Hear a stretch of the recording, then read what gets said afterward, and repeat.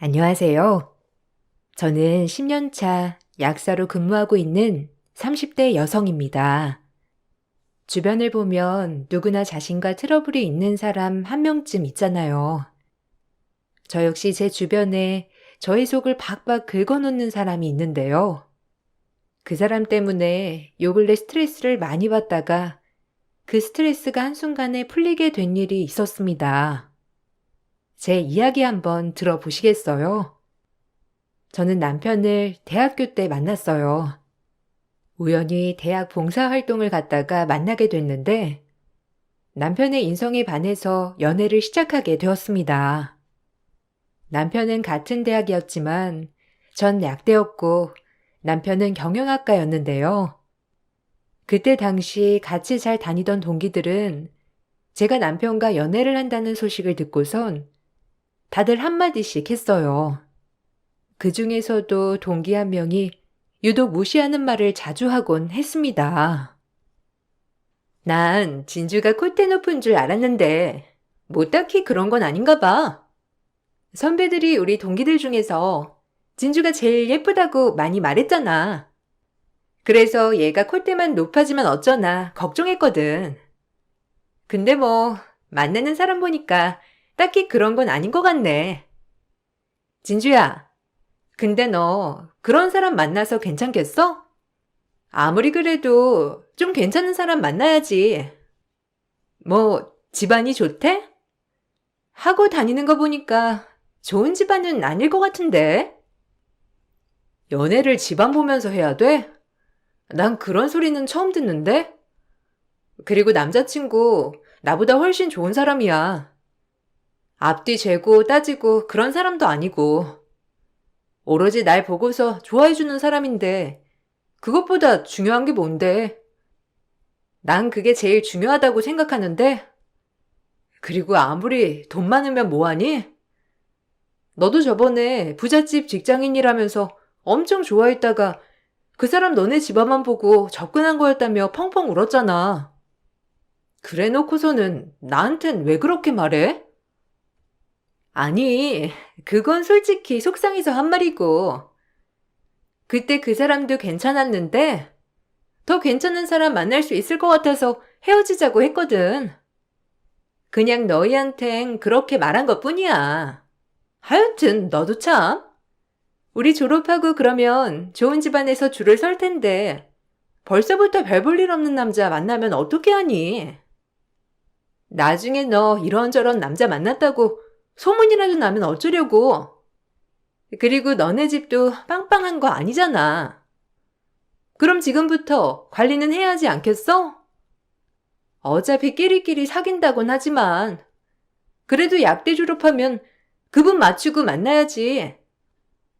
넌 사람을 급을 따지고 만나니? 뭘로 급을 나누는지는 모르겠는데 너처럼 급을 나눠야 한다면 나는 남자친구가 제일 높은 급이라고 생각해. 도대체 사람을 어떻게 보는 거야? 그리고 약대 왔다고 해서 뭐가 그렇게 잘났는데? 너 진짜 이상하다. 내 남자친구에 대해서 제대로 알지도 못하면서 왜 그런 식으로 말하냐?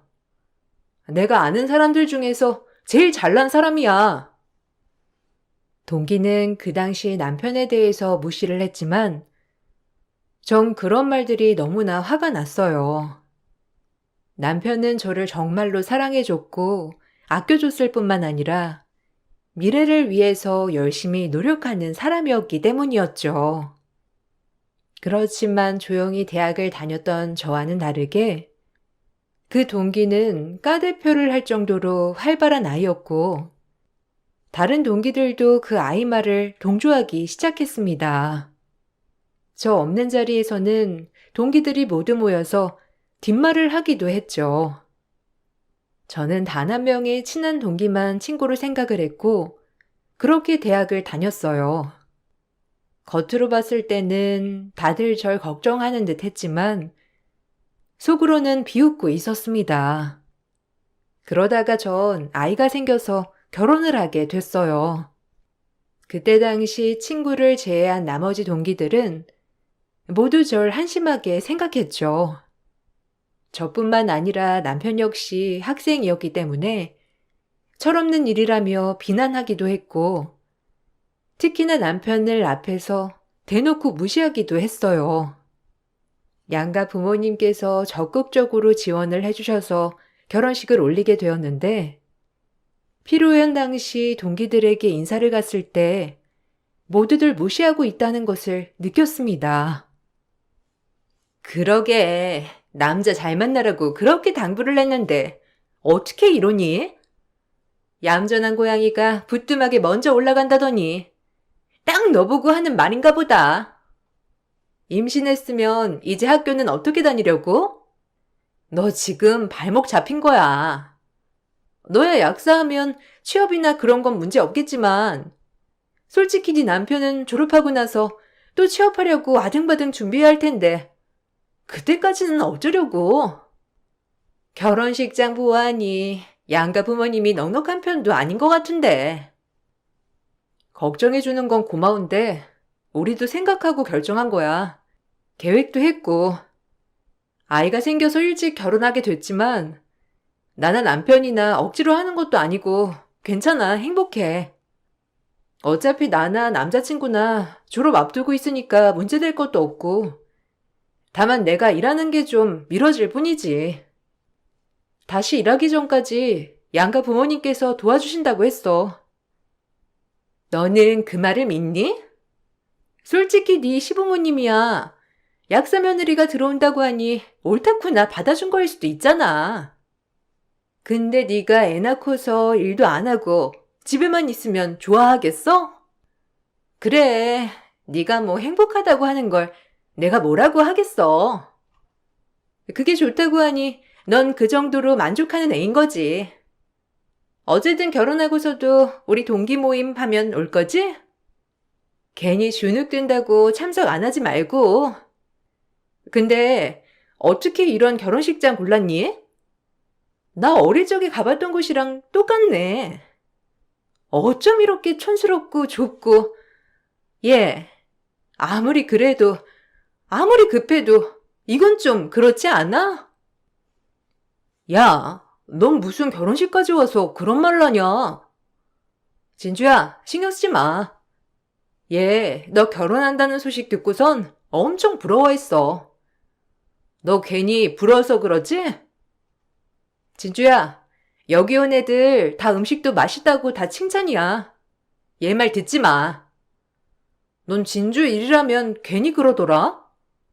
뭐 또 진주 속 뒤집어 놓으려고? 너 얘가 착해서 참는 거지. 그만 나대고 어이없는 말도 그만해. 결혼식장에서도 제 속을 뒤집어 놓는 동기를 보면서 다시는 보고 싶지 않다는 생각을 하게 되었어요. 그렇게 결혼을 하고 얼마 있다 졸업을 하게 되었고, 전 졸업 이후 동기들과 연락을 모두 끊었습니다. 듣기로는 동기들끼리 모임을 만들었다고 하더라고요. 전 동기 중 친한 친구 한 명만 제외하고는 연락을 다 하지 않았어요. 몇 년이 더 지난 후 갑자기 모르는 번호로 전화가 왔습니다. 받아보니 바로 그 동기더라고요. 동기들 중에서 제가 제일 싫어하던 애가 제 번호를 어떻게 알았는지 전화를 해왔어요. 다짜고짜 그동안 왜 연락을 하지 않았냐며 묻는 말에 전 황당했죠. 통화를 하면서 역시나 얘는 달라지지 않았구나 다시 한번 느끼게 되었습니다. 야, 너 왜 우리 연락 다 피해? 너 우리 동기들 다 같이 모임하고 있는 거 알고 있어? 졸업하자마자 동기들 모임 만들었는데 너는 한 번도 참석도 안 하고 애들 전화도 안 받고 뭐 하면서 살고 있어? 우리 이번에 모임 또 할 거거든? 주기적으로 하고 있으니까 이번부터 참석해. 그래도 같이 학교 나온 동기인데 결혼했다고 이렇게 사회생활도 안 하는 게 어디 있어? 아, 그런 거 아니야. 바쁘다 보니까 연락하기 힘들었네. 잘 지냈어? 근데 나 모임은 참석하기 어려울 것 같아. 애도 있고 일도 하고 있어서 바쁘네. 그래서 못 갈 것 같아. 너는 어떻게 지내? 나는 약국에서 약사로 일하고 있어. 다른 애들 소식도 궁금하긴 한데 내가 아직 정신이 없어서 말이야. 애도 있고 그러다 보니까 생각보다 바쁘네.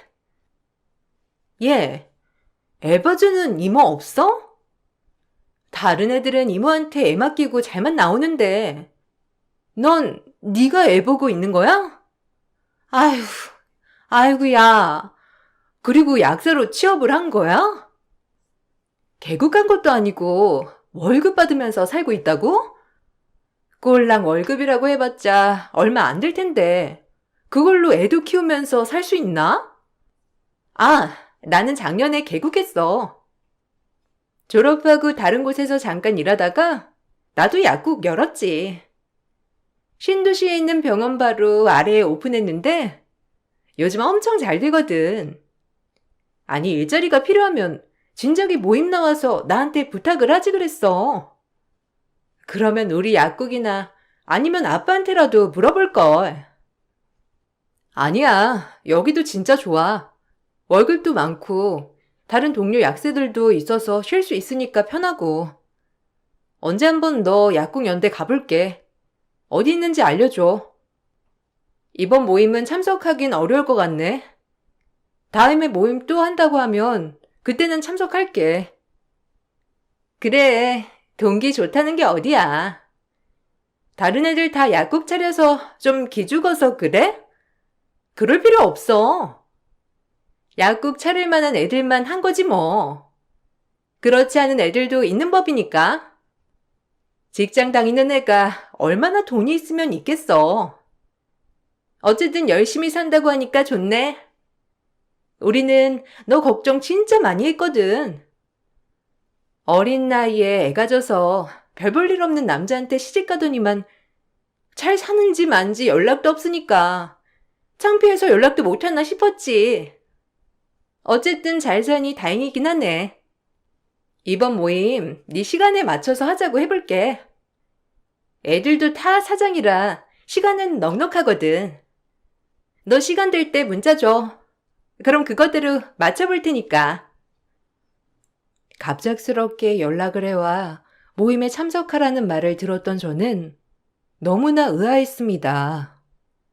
친한 친구에게 만나서 그때 전화 왔던 얘기를 꺼내게 되었는데 저에게 연락이 왔다는 걸 듣고서는 친구는 경악을 했죠. 분명 절 괴롭히기 위해서 알아냈을 거라며 저보다 친구가 더 많이 화를 냈어요.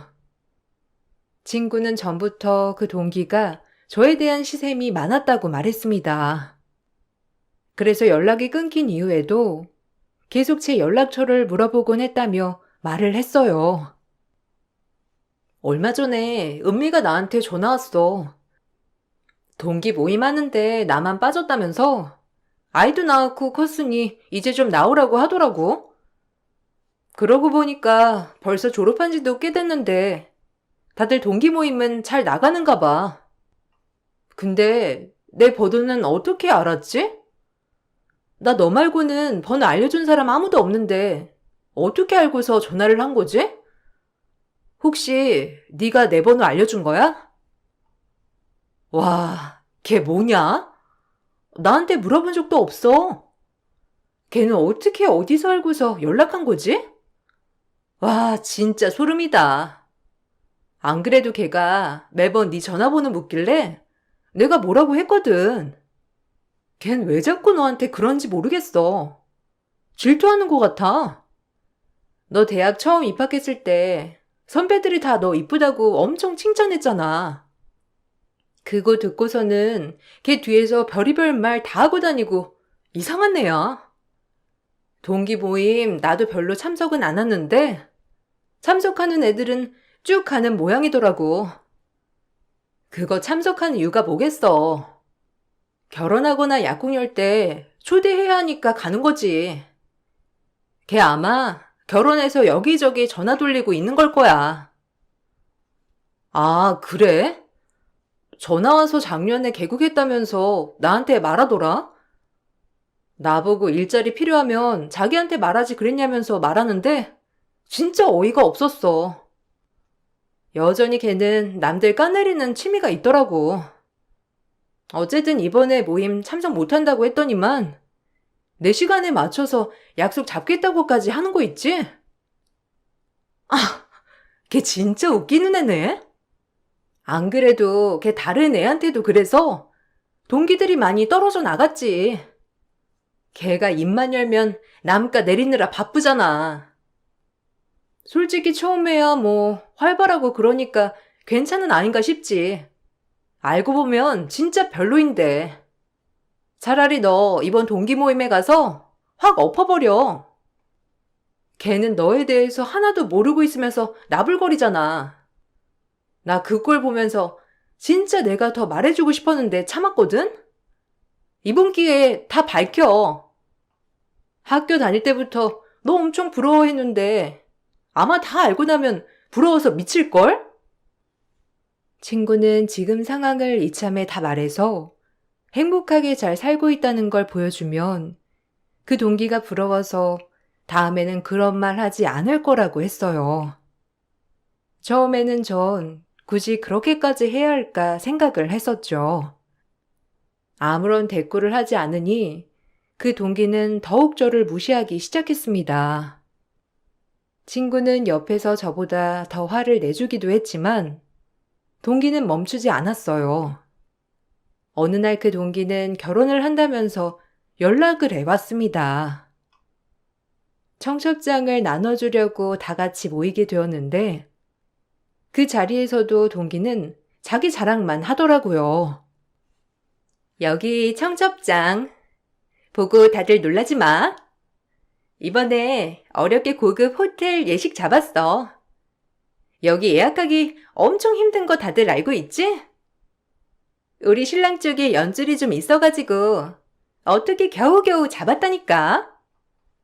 그러니까 이번 결혼식 꼭 와야 돼. 우리도 신경 진짜 많이 썼거든. 특히 우리 진주, 너는 꼭 와. 너 결혼식 할 때 나 진짜 마음 아팠거든. 애 생겨가지고 급하게 결혼했다곤 하지만 좀 그랬잖아. 이번에 와서 대리만족하면 좋겠어.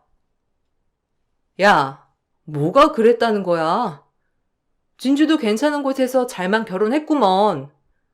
넌 뭔 소리를 하냐? 그건 그렇고 그렇게 잘나신 네가 신혼여행은 어디로 갈지 난 그게 궁금한데?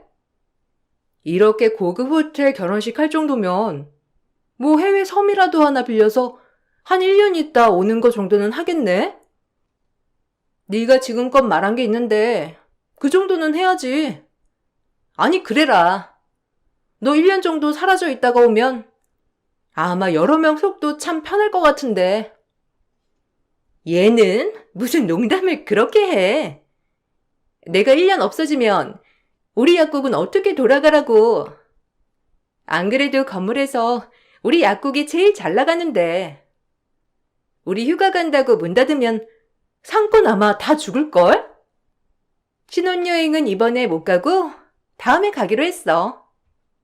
나도 바쁜데 남편 사업도 바빠가지고 말이야. 시간이 안 맞아서 이번엔 못 가고 나중에 직원 채용하고 그러면 그때 여유롭게 갔다 오려고. 야, 너 진짜 웃긴다. 너네 약국 1년 문 닫아도 아마 아무 문제도 없을걸? 어차피 바로 옆 건물에 약국도 있는데 무슨 너네 약국 문 닫으면 상권이 죽어. 야, 진주는 결혼 똑소리 나게 했지. 신혼여행도 한 달 동안 갔다 왔잖아. 솔직히 결혼하고 그 정도 길게 신혼여행 다녀온 애들이 우리 중에 누가 있다고 그래? 야, 은미 너 돈 많으니까 진주보다 훨씬 더 길게 갈 수 있지 않냐? 뭐 한 달이 뭐야? 1년은 갈 수 있지. 와, 기대된다. 아, 뭐 불가능한 건 아니지만 그래도 우리 성인이잖아. 우리 할 일은 해야지. 그래도 사람이 책임감이라는 게 있잖아. 아, 결혼하면 결혼한 애들끼리 부부 동반 모임이나 할까? 그러면 재밌을 것 같아. 근데 진주는 좀 같이 하기 그런가? 아무래도 우리 신랑들은 다들 잘 나가는 사업가나 대기업 다니는데 진주는 좀 그렇지? 에이, 내가 또 쓸데없는 얘기를 했네. 그래, 그렇게 해. 나는 상관없어. 그런데 너는 괜찮겠어? 나야 뭐 결혼식도 했고 지금까지 행복하게 잘 살고 있어가지고 남들한테 부끄럽거나 기죽는 거 하나도 없는데. 근데 너는 이제 결혼하는데도 그런 게 있나 봐? 내가 전부터 물어보고 싶었던 건데. 아, 아니다. 결혼한다는 애한테 내가 뭐라고 하겠어. 그치? 은미는 근데 되게 온실 속의 화초네. 세상사 잘 몰라서 해맞고 너무 좋다. 네 신랑도 너 이런 모습에 반한 거 아니야? 은미야, 근데 결혼하는데 이제는 세상을 좀 알아야 하지 않겠니? 너 그렇게 남들 무시하다가 큰 코 다친다? 동기는 끝까지 저를 무시하려고 했지만 같이 갔던 친구가 제 편이 돼주어서 별다른 일 없이 마무리되었습니다.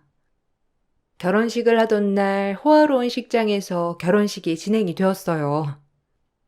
정말 제대로 준비했구나 생각이 들 정도로 고급스러운 예식장이었는데 결혼식은 호텔에서 진행을 했지만 식사는 다른 곳에서 이동해 먹게 되었습니다. 식이 끝나자마자 동기의 다른 친구들이 저희들을 모아서 다른 식당으로 데리고 가더라고요. 그때까지만 하더라도 그냥 상황이 그렇구나 생각이 들었었는데 나중에 듣던 얘기와 동기가 한 얘기가 너무 다르더라고요. 애들아, 정말 미안해. 실은 오늘 갑자기 시부모님이랑 우리 부모님 하객분들이 너무 많이 와가지고 자리가 없었어. 그래서 급하게 식당 섭외를 하게 되었는데 이해해줘. 그래도 여기 밥도 맛있는 곳이라고 했거든? 주변에서 맛있다는 곳 바로 섭외를 해서 온 거니까 이해해줄 수 있지? 나도 오늘 이렇게 될 거라고는 생각도 못 했는데 너무 당황스럽더라고. 그래도 여기 밥 맛있고 비싼 곳이라고 하니까 괜찮지? 야, 아무리 그래도 생각해서 와줬는데 미리 말이라도 해주지 그랬어. 식 끝나고 바로 우리 데리고 다른 식당 가길래 다 깜짝 놀랬잖아. 그렇게 기대하라고 하더니만. 근데 결혼식장에서 식 올릴 때는 하객들 별로 없었는데 언제 하객들이 많이 왔다는 거야? 아니 세팅은 결혼식 보면서 식사할 수 있게 세팅된 거 아니었어? 그래서 우리는 그냥 그 자리에서 먹어도 되는 줄 알았지. 아휴, 얘가 요즘 결혼식을 잘 모르네. 요즘은 그렇게 안 하고 따로 자리 마련해서 먹는 거야. 아무튼 오늘 내 드레스 어땠어? 우리 진짜 고심해서 명품 드레스로 선택한 건데 이쁘지 않았어? 거기 큐빅도 그냥 큐빅이 아니라 진짜 보석이야. 그래서 그런가 엄청 화려하고 이쁘게 나왔는데 너희가 그걸 아나 모르겠네. 역시 그런 드레스가 나한테 딱 잘 어울리지? 근데 진주야, 넌 아직도 그렇게 입고 다녀? 그래도 결혼식인데 좀 고급스러운 걸로 입고 오지 그랬어. 왜? 이 정도면 깔끔하고 그렇게 입고 온 건데 뭐가 이상해? 그러고 보니까 여긴 왜 너만 온 거야? 신랑은 여기 인사하러 안 왔어? 아니 저번에 청첩장 줄 때 나는 한 번 볼 줄 알았는데 그때도 바빠서 못 온다고 한 거 아니었어? 여기도 왜 안 온 거야? 무슨 일 있는 거야? 아, 무슨 일은 그런 거 없어. 신랑 하객 쪽 인사 가는 것도 바빠가지고 신랑이 배려해줘서 여기 온 거야. 나중에 온다고 했는데 아직 여기로 못 온 거지. 시부모님이랑 신랑 다 사업하잖아. 그래서 인사할 곳이 너무 많아가지고 아직 못 오나 봐. 우리 부모님 쪽부터 인사했거든. 근데 시부모님이랑 신랑 하객들이 워낙 많아가지고 여기는 아마 나중에 올 건가 봐. 어쨌든 우리끼리 뒤풀이 해보자. 결혼식 이후 동기는 혼자 식사를 하고 있는 자리에 와서 뒤풀이를 하자며 말을 했습니다. 인사를 도느라 바쁘다는 신랑은 끝까지 나타나지 않았죠. 그때는 저희도 기다리다가 집으로 돌아갈 수밖에 없었어요. 무슨 일이 있는지 생각이 들었지만 동기의 표정을 봤을 때는 문제를 볼 수 없었습니다. 결혼식이 마무리가 되고 몇 달 후에 친구가 개국을 하게 되었어요. 그래서 축하를 해주러 간 자리에 역시나 동기들이 다 같이 모여 있더라고요. 그날은 전보다 동기들 모두 날이 서서 저를 무시하고 비난하기도 했어요. 진주야, 너는 진짜 속도 좋다. 아무리 친한 친구라고 하지만 이렇게 약국 개업하는데 너 이렇게 친구가 잘 되는 거 보면 배 아프지도 않니? 너는 꼴랑 월급 받으면서 하루 종일 일하고 있는데 이제부터 얘도 사장님 소리 들으면서 돈 펑펑 벌 거잖아. 부럽지 않아? 나는 네가 너무 걱정돼서 그래.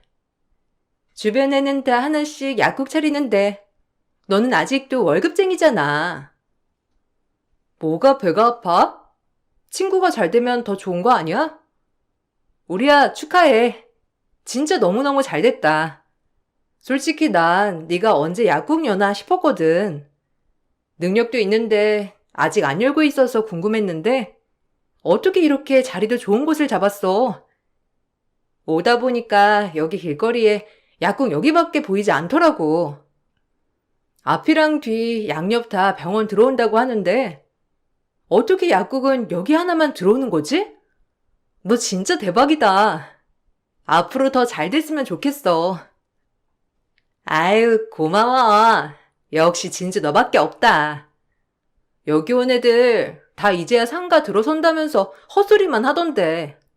진주 너만 이렇게 응원해주는구나? 그렇게 꿈꿨던 일을 이뤘는데도 나는 걱정이 퇴선이야. 열심히 하다 보면 잘 되겠지. 어쨌든 여기 와줘서 다들 너무너무 고마워. 잘 되면 내가 정말 한턱 크게 쏠게. 그리고 은미, 너는 좀 심보를 곱게 가져보는 거 어때?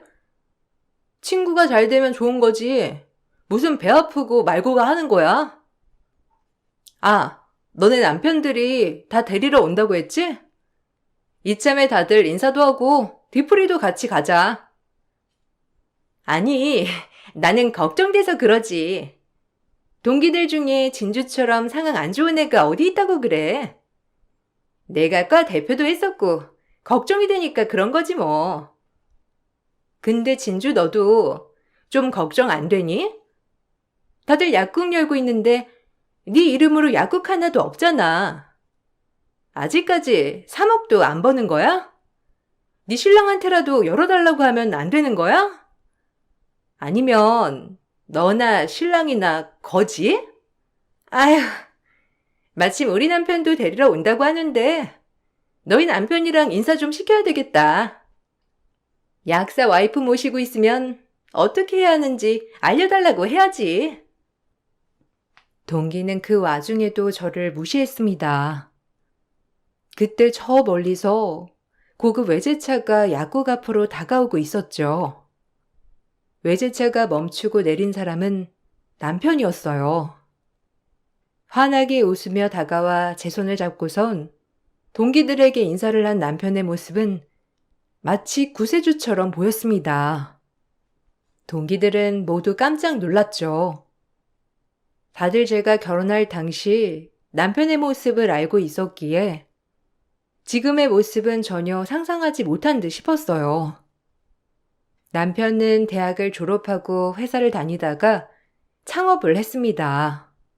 창업을 한 이후에 정말 노력을 많이 해서 지금은 순수히 몇 억씩 하는 회사를 운영하고 있죠. 회사가 잘 되면 남편 또한 저에게 약국을 열어주겠다고 했지만 사실 전 지금의 생활이 만족스러웠어요.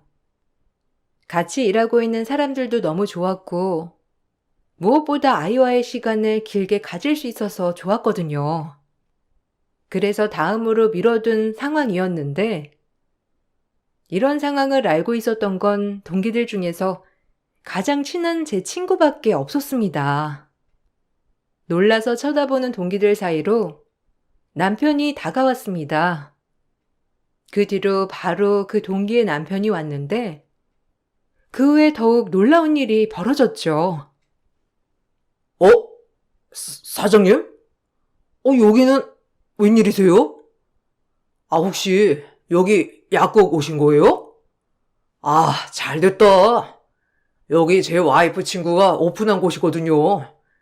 필요한 거 있으시면 편하게 말씀해 주세요. 제 와이프도 약사거든요.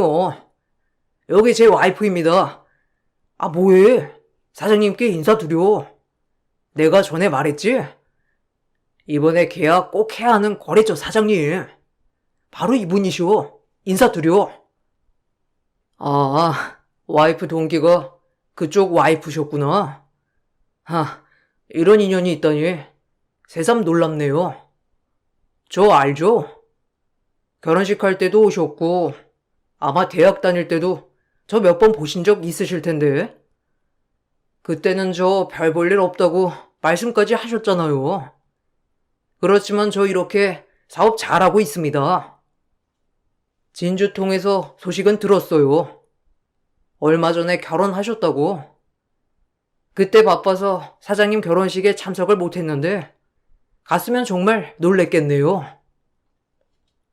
아니, 이게 어떻게 된 일이야? 어떻게 네 남편이... 여보, 이분이 저번에 당신이 말한 그 거래처 사장님이시라고? 저 진주 친구예요. 그때 결혼식 때도 보셨죠? 제가 진주를 정말 아껴서요. 그때 한 말은 진주를 너무너무 아껴서 한 말이니까 너무 신경 쓰지 마세요. 이렇게 잘 살고 있는 모습을 보니 제가 마음이 다 놓이네요. 진주야, 미리 말해주지 그랬어. 당신 아시는 분이셔? 와, 잘됐다. 안 그래도 사장님 만나기 정말 어려웠는데 이렇게 만날 수 있으니 얼마나 다행인지 모릅니다. 시간 되시면 잠깐 저희랑 한잔 하실까요? 안 그래도 사장님께 말씀드릴 부분도 있고요. 어차피 제 와이프랑 사모님이 잘 아시는 분들이시니 시간 내서 한잔 하시는 것도 좋을 것 같은데 어떠세요? 죄송하지만 제가 지금 시간이 안 돼서요. 여보, 나 지금 가야 할 것 같은데 거래처 분이랑 같이 술 한잔 마시고 올래? 나는 집에 가고 싶어서. 친구한테도 인사 다 했고 지금 여기 정신이 없어가지고 다음에 따로 인사해야 할 것 같아. 거래처 분이랑 같이 한잔 하고 오려면 나 그냥 택시 타고 집에 갈게. 그렇게 할래? 남편은 저의 말에 같이 가겠다면서 술자리는 다음에 하자고 말을 했죠. 그때 동기의 표정은 정말 볼만했어요. 사실 동기 남편은 저희 남편 사업체와 거래를 체결해야 하는 중요한 상황이었습니다.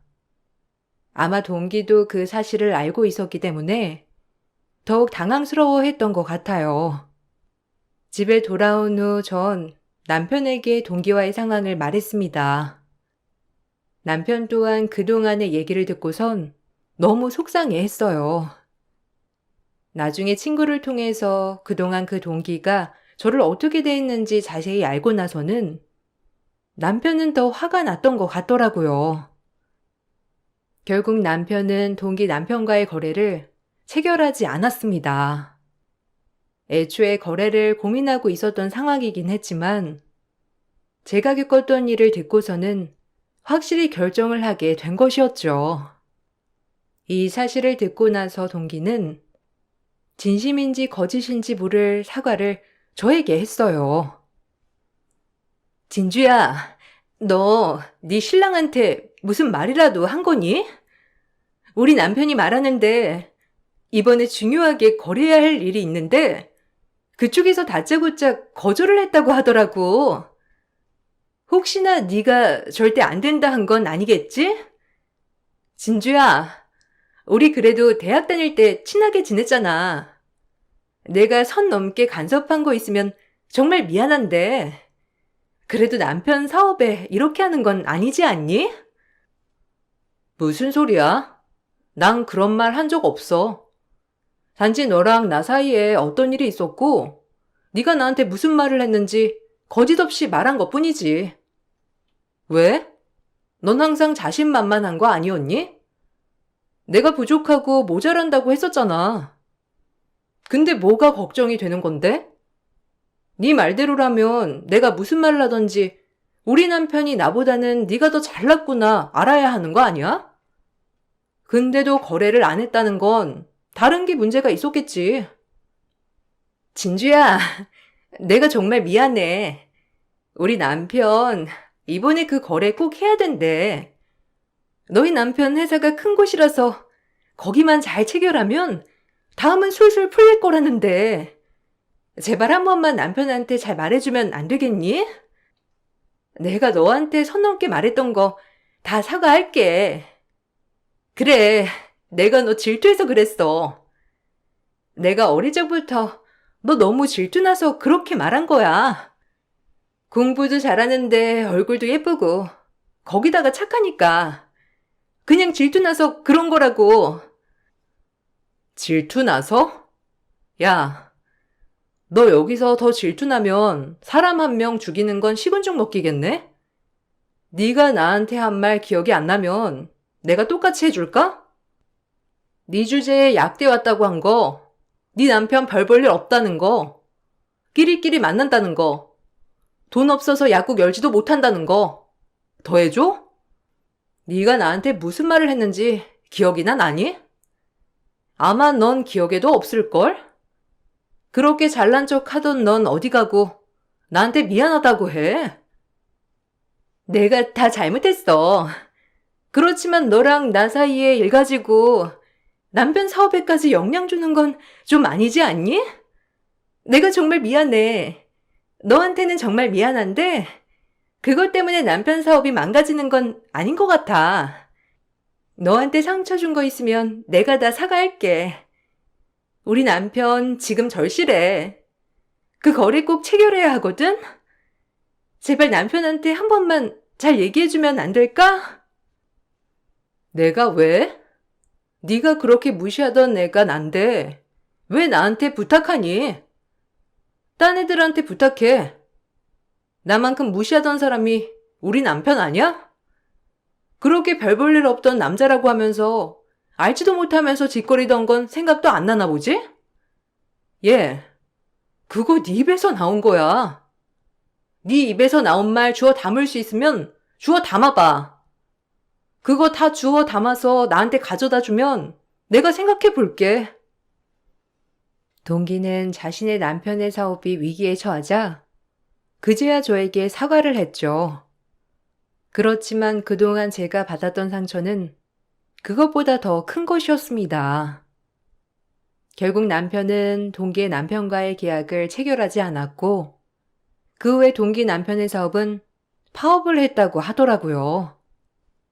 친구의 말로는 이미 그전부터 동기 남편의 사업은 위기를 맞고 있었고 동기의 이기심 때문에 결혼식장도 무리해서 호텔 예식으로 잡았던 것이었어요.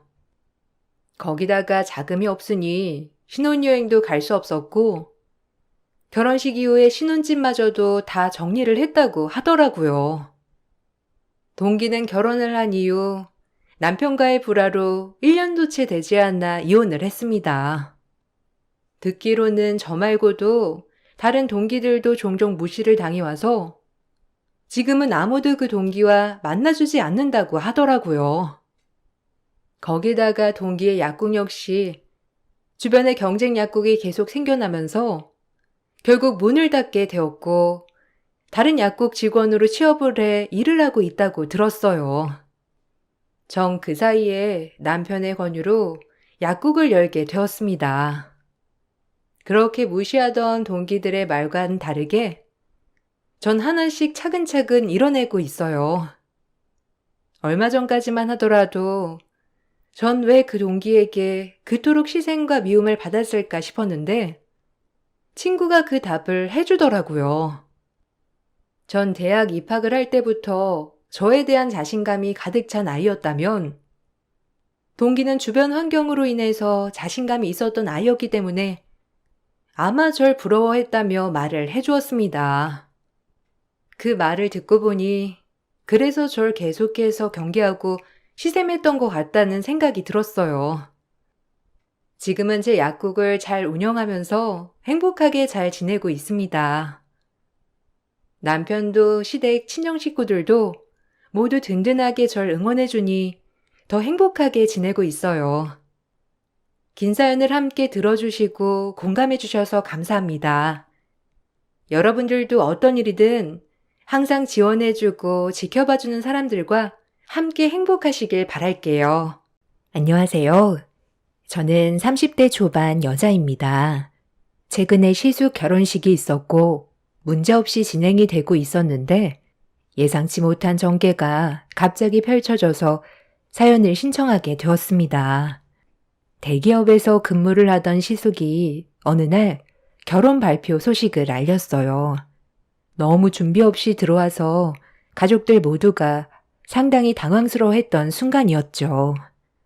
아무래도 나이가 30대 후반이라 시부모님은 정말 잘된 일이라면서 긍정적으로 생각하셨습니다.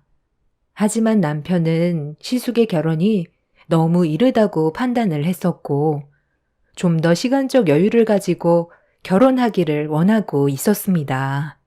그 이유는 시숙이 여자를 만나본 적이 손에 꼽을 정도로 경험이 많지 않아서 여자에 대해 잘 모른다고 생각하는 것 같았어요. 저 또한 시숙이 결혼할 상대를 좀 더 알아가는 게 좋을 것 같다는 의견을 주었지만 이미 확고한 상태인 것 같았습니다. 상대방에게 푹 빠져 있는 상태였고 하루라도 빨리 서둘러 식을 올리고 싶어 하고 있었어요. 시부모님은 결혼은 타이밍이라면서 좋은 인연이라고 생각한다면 당연히 붙잡아야 된다고 한 살이라도 더 나이 먹기 전에 자리 잡길 원하셨어요. 그렇게 시작된 인사자리는 어색한 분위기와 함께 예비 형님이 될 사람을 알아가기 시작했습니다. 이미 아주버님한테 어떤 사람인지 어느 정도 들었던 터라 크게 궁금한 건 없었는데 대학 교수라서 그런지 상당히 밝은 톤을 가지고 있었고 언변이 뛰어나서 시부모님께 좋은 인상을 남겨주고 있었습니다. 하지만 남편의 표정은 상당히 심각한 상태였고 대화의 분위기를 남편이 망치고 있다고 속으로 생각하고 있었는지 아주버님이 남편을 따로 밖으로 불렀지만 시부모님은 크게 신경 쓰지 않는 듯 보였어요. 예비 형님도 문제될 건 없다고 느끼고 있었는지 즐겁게 대화를 풀어나갔고 시부모님은 이미 대학 교수인 예비 형님에게 푹 빠져 있었습니다. 제가 처음 남편과 결혼을 하기 위해 시댁에 인사드리러 갔을 때는 시부모님이 결혼에 대해 긍정적인 모습을 보여주지 않으셨는데 예비 형님한테는 상당히 밝은 모습으로 대해주시는 모습에 좀 서운하긴 했었어요. 그렇다고 시부모님과의 관계가 안 좋은 건 아니라서 충분히 좋게 넘어갈 수 있는 상황이었는데 잠깐 자리를 비웠던 남편과 아주버님의 안 좋은 목소리가 거실에까지 들려오고 있었고 남편이 강하게 반대하는 목소리에 예비 형님의 표정에 결국 변화가 생기기 시작했어요. 시모는 저에게 가서 상황 좀 정리하고 오라며 부탁하셨고 서둘러 자리에서 일어나 방문을 노크한 뒤 방 안으로 들어갔는데 분위기가 너무 안 좋았었습니다. 아버지 어머니도 결혼을 긍정적으로 받아주고 있는데 네가 내 결혼을 왜 반대하는 건데? 아까부터 계속 보자 보자 하니까 표정 관리 못하고 엄청 싫은 티 내고 있잖아. 너는 형이 평생 결혼 안 하고 살았으면 좋겠냐? 정말 괜찮은 사람이야. 마음 맞는 사람 찾기가 쉽지 않다는 거 너도 잘 알잖아. 형이 무슨 생각하는지 충분히 이해하고 있어. 나이를 먹어갈수록 기회는 줄어드니까 평생 혼자 살까봐 걱정스럽겠지만, 저분은 아닌 것 같아서 그래. 형 인연은 분명 어딘가에 있으니까 좀 더 신중하게 결정하는 게 좋겠어. 끝까지 결혼을 하겠다면 어쩔 순 없지만, 지금 상황에서 이성적으로 판단해 줄 수 있는 사람은 나밖에 없을 것 같아. 아버지 어머니도 형이 나이도 있고 이번이 마지막이라고 생각하신 것 같은데, 한 번의 잘못된 선택이 평생을 후회하게 만들 수 있다는 거 기억해야 돼. 형한테는 내가 하는 말이 상처로 다가올 순 있겠지만, 나중에 분명 내 말 듣지 않은 거에 대해 후회하게 될 거야. 이렇게까지 형을 생각해주는 동생이 있을 것 같냐? 저분은 겉으로만 봤을 땐 대학 교수에 성격도 상당히 좋아 보이지? 그런데 그건 그냥 외적으로 보이는 모습이지. 실제 성격은 그래 보이지 않아. 중간중간 튀어나오는 말투를 보면 좋은 성격을 가지고 있는 분은 아닌 것 같다고. 이건 내가 확실하게 얘기해 줄 수 있어. 내 직업이 뭐야? 심리 상담사야. 형보다 내가 훨씬 더 많은 사람들과 소통하면서 겪어왔다는 거 부정할 수 없는 사실이잖아. 숨기고 있는 내면이 언제 드러나냐 문제인 거지. 그 시간이 그리 오래 걸리지는 않을걸? 못해도 최소 1년은 만나보고 결정하는 게 좋지 않겠어? 나는 형이 잘 되길 바라는 마음에서 하는 말이야. 아주버님은 남편의 말을 귀담아 듣지 않았어요. 이미 100번, 1000번을 설득해도 달라지는 게 없다는 걸 알게 되자 결국 포기를 하게 되었고, 그렇게 아주버님은 끝내 결혼식 날짜를 잡게 되었습니다. 남편은 본인이 선택한 길이니 더 이상 어쩔 수 없다면서 포기한 듯 보였어요. 저 또한 너무 이른 결혼이 걱정이 됐지만 두 분이 행복하게 잘 살아갈 수도 있기 때문에 최대한 긍정적으로 응원해 줄 수밖에 없었습니다. 그렇게 격양된 분위기를 가라앉힌 뒤 다시 자리로 돌아와 예비 형님이 남편을 바라보며 말을 붙였어요. 아주버님과의 결혼을 반대해서 그런 건지 약간 기분이 상한 목소리로 대화를 주도하기 시작했어요. 사람마다 보는 눈이 다르니 제가 마음에 안 들 수도 있겠죠. 그래도 오늘 좋은 기분으로 인사드리러 온 자리인데 다 들리게끔 반대하니까 기분이 썩 좋지는 않네요. 준일 씨한테 어느 정도 듣긴 했었는데 심리 상담사로 일을 한다면서요? 저도 교수라 어느 정도 대화가 통할 것 같았는데 그것도 아닌가 봐요. 우리 만남이 너무 짧다고 생각해서 반대를 하는 거예요? 아니면 제 성격에 문제가 있다고 판단하는 건가요? 남들이 보기에 첫인상이 좀 강하다는 말은 많이 듣긴 했었지만 이게 살아가는데 문제가 될 거라곤 전혀 예상하지 못했었거든요. 이런 제 성격을 마음에 들어하는 사람들도 상당히 많아서요.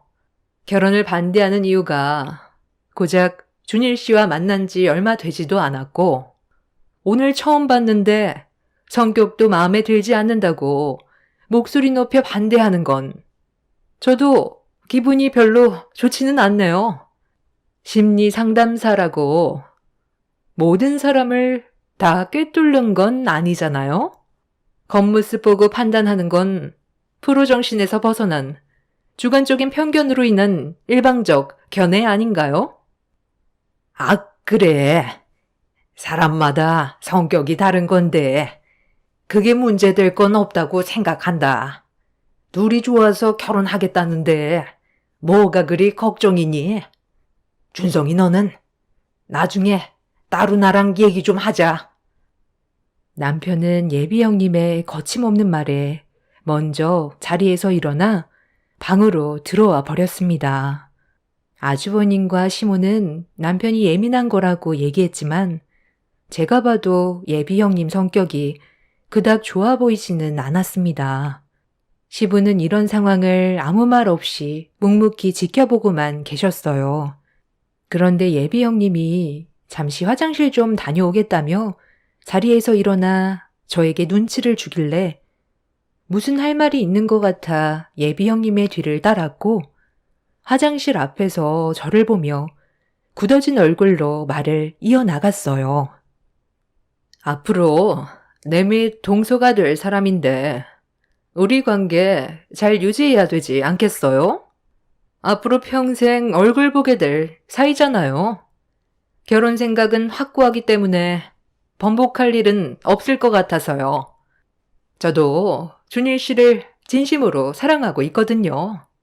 앞으로 얼굴 자주 봐야 하는데 지금부터 말 편하게 해도 되죠? 나도 적은 나이도 아니고 평균적인 홍기는 지났기 때문에 마음 맞는 사람과 함께하고 싶었고 준일 씨가 내 마음에 들어왔는데 준일 씨 동생이 나를 너무 안 좋게 보니까 지금 상당히 불편하네. 예비 동서가 잘 좀 풀어줬으면 좋겠는데 교수인 내가 잘 보이려고 노력하는 것도 좀 그렇잖아. 예비 동서가 나에 대해 좋은 말 좀 많이 해줘봐. 보는 거와 다르게 사람 괜찮은 것 같다는 한마디 하면 되는 거잖아? 도대체 내가 어디가 어때서 안 된다고 저 난리를 치는지 모르겠네. 예비 동서도 내가 그렇게 마음에 안 들어? 그런 것보단 그이는 아주버님이 연애 경험도 많지 않고 신중했으면 해서 의견을 낸 것 같아요. 사람은 겪어봐야 안다곤 하지만 직업이 사람 성격을 파악하는 심리 상담사라 아무래도 첫인상을 상당히 중요시하게 생각하거든요. 그리고 그 첫인상에서 나오는 행동들과 얼굴 표정들 같은 거에 성격을 파악하는데 거의 대부분 맞아 떨어진다고 하더라고요. 그런 쪽으로 더 많이 연구하고 공부를 해서 더 예민한 것 같아요. 첫 만남에 감정 상하셨을 수도 있겠지만 나쁜 의도는 아니었으니 좋게 생각해 주세요. 다른 형제랑 다르게 유달리 각별하거든요. 그렇다고 예비 형님 성격이 나쁘다는 게 아니라 집안과 맞지 않는다고 판단한 문제라 관계 회복을 하기 위해선 좀 더 시간이 필요할 것 같아요. 나이가 많은 것도 아니면서 얼마나 많은 사람들을 만나봤다고 나를 함부로 판단해? 예비 동서도 내가 교만해 보이고 성격이 안 좋다고 느끼는 거야? 아니요. 그런 건 아니지만 지금 예비 형님이 말하는 걸 보면 생각하는 대로 거침없이 말하는 경향은 있는 것 같아요. 그래도 그이는 아주버님만 따로 불러 방에서 대화한 건데 예비 형님은 시부모님 앞에 계시는데 그이한테 공격적인 말투로 싸붙였잖아요. 제가 봤을 때 그건 싸우자는 걸로밖엔 안 보였거든요. 일단 그 상황은 최대한 조용히 넘어가는 게 좋았을 것 같기도 하고요. 내기에 들렸으니까 솔직하게 얘기한 거 아니겠어? 가만 보니까 부부는 닮는다더니 예비 동서도 지금 나를 가르치려 드네? 잠깐 잊은 것 같아서 다시 설명하는데 나 대학 교수야. 누구한테 가르침 받을 수준은 이미 넘어섰다고. 예비 동서 김밥 장사한다면서? 배운 것도 많이 없을 텐데 나한테 방금 뭐라고 그랬어? 조용히 넘어갔으면 좋았을 것 같다고? 내가 왜 그런 억울한 상황에서 참아야 하는 거지? 준일 씨 동생은 나를 오늘 처음 보는 자리 아니었나? 그런데 걔가 뭔데 나를 함부로 판단하고 결혼을 반대하는 거야? 내가 지금 화가 안 나게 생겼냐고? 예비 형님은 저를 노려보면서 얼굴을 붉히더니 목소리까지 높아지고 있었어요. 시부모님이 이런 상황을 보게 될까봐 너무 흥분한 것 같다며 나중에 다시 대화하자며 화장실로 안내해주고 빠르게 벗어났습니다. 그 사이 시모가 무슨 일이 있냐며 화장실로 걸어오시면서 다행히 상황은 정리가 됐지만 아주 잠깐 동안 예비 형님과 얼굴을 맞대면서 나눈 대화에서 이 결혼은 정말 아닌 것 같다는 느낌이 확 밀려 들어왔습니다. 이대로 새 며느리로 들어오게 된다면 예비 형님과의 마찰은 안 봐도 눈에 훤했어요. 한 식구가 될 수 있는 사람인 만큼 신중해야 되는데 이런 상황들이 잘 풀리지가 않아 저도 많이 답답했었죠.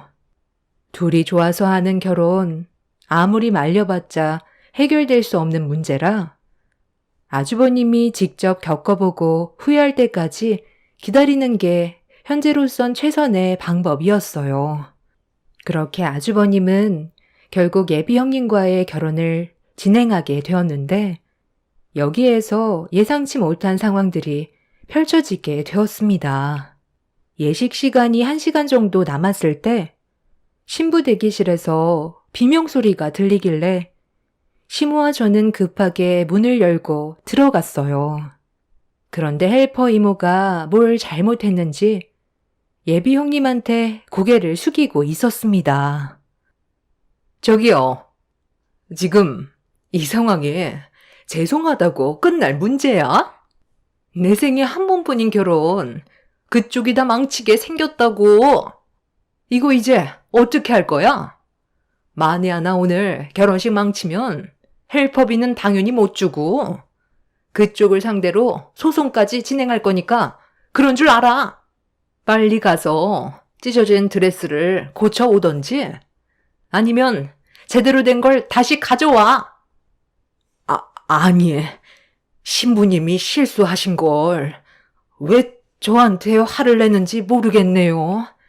제가 뒤에서 잡아준다고 했는데도 무작정 걸어가는 바람에 발을 헛디뎌 드레스가 밟혀 허리 쪽이 찢어진 거잖아요. 처음부터 제 말을 들었다면 이런 일이 생겼겠어요? 일단 결혼식 시간이 1시간 남았으니까 다른 드레스로 가지고 올게요. 드레스가 앞에 꽤 많이 찢어져서 사진 촬영을 어려울 것 같으니 입고 있는 건 다시 도로 가져가야 하니까 환복부터 해주세요. 그래도 숍이 가까워서 아마 왕복으로 30분 정도 걸릴 것 같아요. 식 시작 전까진 오겠습니다. 뭐? 30분? 식 시작에 앞으로 1시간 남았는데 차라도 막힌다면 드레스 없이 식을 시작해야 될지도 모른다고. 당연히 택시를 타야 하는 거 아니야? 그리고 식전에 사진 촬영은 어떻게 할 건데? 얘야, 네가 헬퍼분이랑 같이 가서 서둘러 드레스 좀 바꿔와라. 그게 빠르겠다. 일단 문제가 생긴 건 나중에 다시 얘기하고 빨리 움직이는 게 좋겠어. 시모의 부탁에 일단 결혼식을 성공리에 마칠 수 있도록 서둘러 헬퍼분과 함께 숍으로 이동을 했어요. 가는 동안 헬퍼 이모는 화가 많이 났는지 저에게 한풀이를 하는데 그동안 많은 신분들과 함께 했었지만 성격이 저렇게 고약한 신부는 처음 본다며 신랑이 보는 눈이 없다며 한숨을 쉬고 계셨어요. 저희 엄마뻘 정도 돼 보이시는 분이셨는데 예비 형님이 신부 대기실에서 헬퍼 이모에게 막말을 퍼부었던 건 좀 심각하게 생각해 봐야 할 문제 같았어요. 위급한 상황일수록 예비 형님의 본성이 드러나는 것 같아 걱정이 많았었고 시간이 지날수록 아주버님의 결혼이 정말 잘하는 건지 의문이 들었습니다. 그렇게 예비 형님의 드레스를 교환받은 뒤 서둘러 식장으로 달려가고 있는데 하필 가는 날이 장날이라고 숍에서 출발한 지 얼마 되지 않아 가는 길에 충돌 사고가 났는지 식장으로 향하는 길에 정체가 시작됐어요. 예식 시간은 점점 다가오고 있는데 차는 앞뒤로 막혀서 움직일 생각조차 없어 불안한 마음은 점점 더 커지고 있었어요.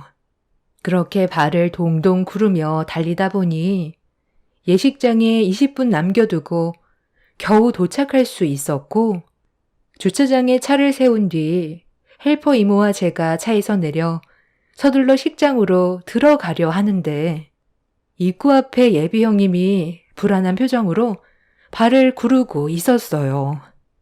거친 숨을 내쉬며 입구 앞에 도착해 드레스를 가지고 왔다면서 서둘러 예식 준비하자며 들어가려 하는데 예비 형님이 갑자기 제 뺨과 헬퍼 이모의 뺨에 연달아 손을 올렸습니다. 너무 순식간에 일어난 일이라 피할 수도 없어 예비 형님한테 뺨을 맞게 돼서 당황한 얼굴로 예비 형님과 눈을 마주쳤는데 제가 왜 맞아야 했는지 이해할 수가 없었어요. 옆에 있던 헬퍼 이모는 뭐 하는 짓이냐고 소리를 질렀는데 예비 형님은 헬퍼 이모의 말은 전혀 듣지도 않은 채 저를 보며 막말을 쏟아내기 시작했어요. 분위기는 상당히 심각해져 버렸습니다. 내가 몇 번이나 전화를 했는데 왜 안 받아? 언제쯤 오는지 확인도 안 되고 얼마나 조마조마했는지 알아? 저딴 차를 몰고 다니니까 사람들이 비켜주지 않는 거지. 차가 마티즈라고 한마디만 했어도 내 차를 빌려줬을 텐데 왜 이렇게 생각이 없어? 차가 자기 신분이 어느 정도 위치가 되는지 알려준다는 거 몰라? 김밥 장사하는 것도 창피해 죽겠는데 내 밑에 동서가 마티즈 몰고 다닌다고 얘기하면 내 주위 지인들이 뭐라고 생각하겠어? 어디 가서 함부로 내 동서라고 나불댔단 봐? 저기요, 그렇게 멀뚱히 쳐다보고만 있을 거예요? 이제 식 10분밖에 안 남았잖아. 언제 갈아입고 준비하냐고요? 둘 다 오늘 날 물먹이려고 작정했지? 일이 계속해서 꼬이는 거 보면 이 결혼은 하면 안 되는 결혼인 것 같네. 지금 어딜 들어가려고? 내 얼굴에 지금 손을 올려놓고 그냥 가겠다고? 어머머머. 동서, 지금 정신 나갔어? 앞으로 삶이 피곤해지고 싶은가 봐? 내가 동서보다 손윗 사람이라는 거 잊은 건 아니겠지? 먼저 시집 왔다고 나한테 대드는 거야? 동서 대우 받고 싶으면 똑바로 행동해. 어디 가서 동서라고 말하기도 쪽팔린데 오늘만큼은 좋은 날이니까 그냥 넘어가는 거라고. 당장 이 손 안 치워? 무사히 결혼식 끝내고 싶으면 방금 내 얼굴에 손 올린 행동은 해결 보고 가지. 나도 참는데 한계가 있는 사람이거든. 대학 교수면 상대방을 무시하고 함부로 대해도 된다고 생각해? 누가 이런 상황을 만들었는데 그쪽이 헬퍼 이모 말 듣지도 않고 자기 멋대로 움직이는 바람에 발을 헛디뎌서 사고가 난 거잖아. 조용히 앉아만 있었다면 이런 일이 생겼겠어? 지금 한 행동 정리하고 가. 그렇지 못하면 오늘 결혼 전부 무산될 줄 알라고. 네가 아주 단단히 미쳤구나.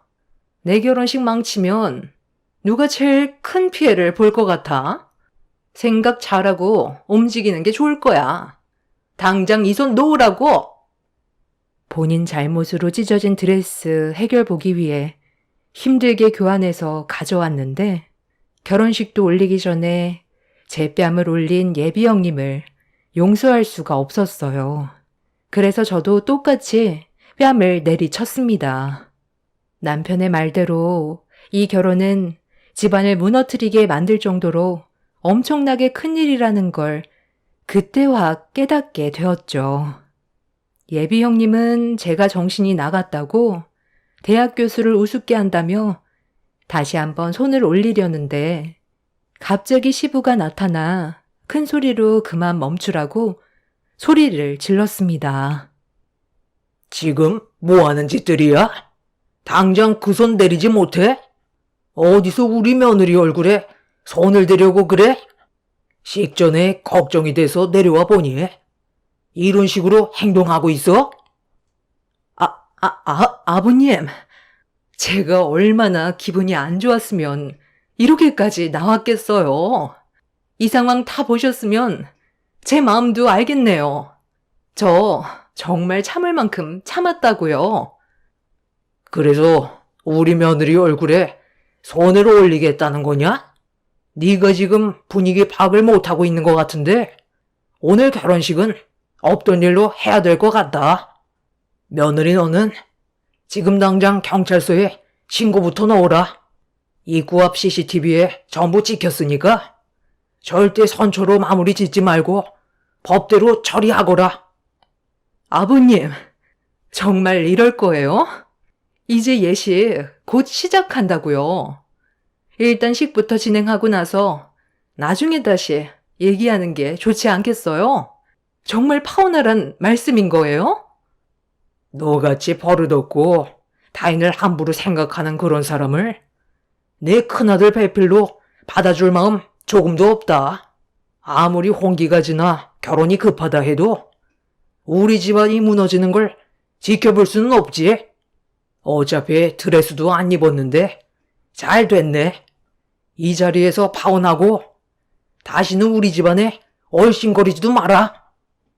시부는 예비 형님이 제 얼굴에 손을 올린 걸 전부 지켜보고 있었는지 분노하셨고 아주버님과의 결혼은 없었던 일로 하자고 파혼을 선언하셨습니다. 예비 형님은 무조건 결혼을 진행할 거라고 상황을 정리해 나가려 했지만 이미 돌이킬 수 없을 정도로 문제가 심각하게 흘러갔어요. 식이 시작이 됐는데도 신부가 나타나지 않자 시댁 식구들도 밖으로 나왔어요.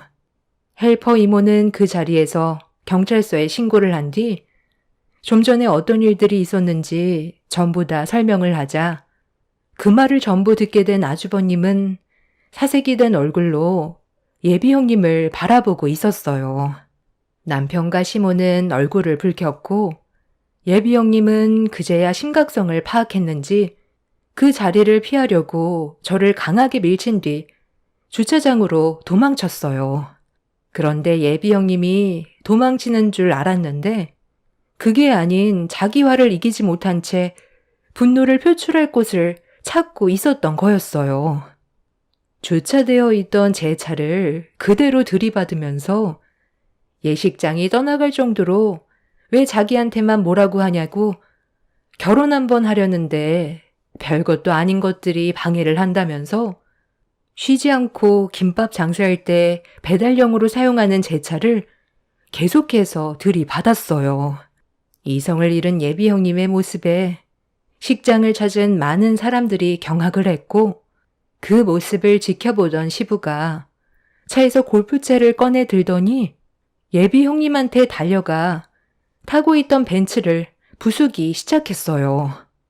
당장 내리라고 소리치면서 제 차를 부순 예비 형님을 응징하고 있는데 예비 형님 부모님이 그만하라고 소리치며 뛰어오시다가 빠르게 후진하던 예비 형님의 차량에 부딪히는 사고를 유발하게 되었고 그제야 모든 상황이 멈춤과 동시에 경찰이 도착해 예비 형님을 붙잡았습니다.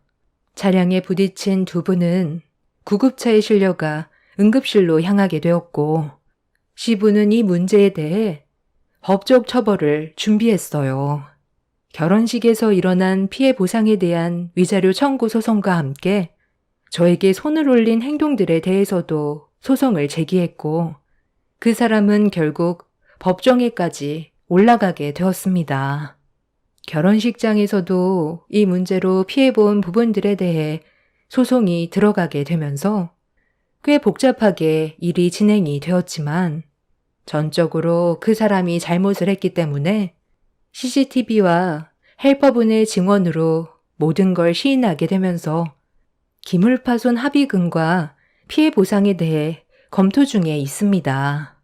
남편의 말대로 예비 형님이었던 그 사람이 만약 정식으로 식구가 됐다면 시댁 집안은 순식간에 무너졌을 것 같습니다. 요즘 시대에 워낙 다혈질인 사람들이 많고 범죄도 많이 일어난다 하지만 이런 일들을 눈앞에서 경험하게 되니 너무 큰 충격으로 다가왔었습니다. 요즘 정신과 치료도 받고 있을 만큼 상당히 힘든 시간들을 보내고 있긴 하지만 그래도 그 사람이 형님으로 들어오지 않은 것만도 감사하게 생각합니다. 이번 일을 통해 아주버님은 남편의 말을 전적으로 믿게 되었어요. 시모 또한 급하게 생각하는 것보단 뭐든 신중하게 결정을 내려야 할 것 같다면서 저희 부부가 받았을 상처들에 대해 미안해하고 계십니다. 저 또한 이번 일을 통해 앞으로 살면서 사람을 사귀는 데 있어 좀 더 신중해질 것 같습니다. 한번 만들어지게 된 인연은 쉽게 끊어내기가 어렵잖아요. 예비 형님이었던 그 사람 역시 잘못을 시인하긴 했지만 남편이 처음부터 결혼을 반대했었던 부분에 대해 상당히 안 좋은 감정을 가지고 있던 듯 보였어요. 나중에 분명 후회할 날이 올 거라며 조만간 다시 얼굴 볼 수 있는 기회가 있을 거라는 말을 했는데 그게 무슨 뜻인지 모르겠어요. 저 또한 대학 교수직 사임하고 싶으면 알아서 하라고 받아쳤지만 기분이 상당히 안 좋더라고요. 자신이 저지른 행동들 때문에 법적으로 가중처벌을 받게 될 거라는 것도 알면서 원한을 품고 또 다른 상황을 만들려는 건지 정말 생각이 없는 것 같습니다. 무슨 생각으로 그런 말을 했을까요? 저희 남편한테 그리고 저한테 이 문제로 또 다른 범행을 저지를 거라는 경고일까요? 저 또한 끝까지 당하지 않고 당차게 대응하려고요. 그런 다혈질 성격으로 학생들을 가르치는 위치에 있다는 건 말이 안 되는 것 같습니다. 교수직을 내려놓게 해서라도 그 책임 끝까지 물게 할 겁니다. 하루빨리 모든 상황들이 정리가 되고 예전처럼 평화로웠던 삶으로 돌아가고 싶습니다. 제 사연 들어주신 여러분들께서도 인간관계는 무조건 신중하게 결정하시길 바랄게요. 그래야 나중에 피해를 받지 않게 됩니다. 오늘 하루도 무사히 사고 없이 마무리 잘하시길 바랍니다. 감사합니다. 안녕하세요. 저는 경기도 파주에 살고 있는 30대 여자입니다. 작년 설 명절 때 시댁에서 안 좋은 일을 겪었던 적이 있어서 사연을 신청하게 되었습니다. 남편과 결혼 생활한 지 2년의 시간 동안 가장 힘들었던 건 며느리로 들어온 저를 너무 싫어했던 형님과의 관계였어요. 한 가족의 구성원으로 받아주지 않고 얼굴만 보면 제가 싫다는 표현을 상당히 많이 했었습니다.